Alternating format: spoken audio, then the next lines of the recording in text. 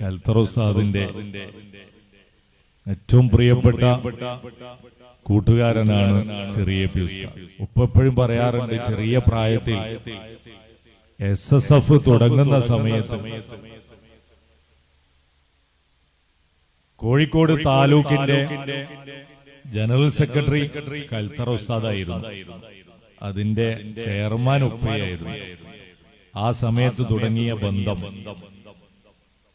അൽഹംദുലില്ലാ ഉപ്പയുടെ അല്പ ക്ഷീണമുള്ള സമയത്ത് പോലും പരിപാടിക്കൊന്നും പോകാത്ത അല്ലെങ്കിൽ പോകാനൊക്കെ കഴിയാത്തൊരു സമയത്ത് പോലും കൽത്തർ ഉസ്താദ് വിളിച്ചാൽ വളരെയധികം സന്തോഷത്തോടു കൂടി എറണാകുളത്തേക്ക് ഉപ്പ വരുമായിരുന്നു.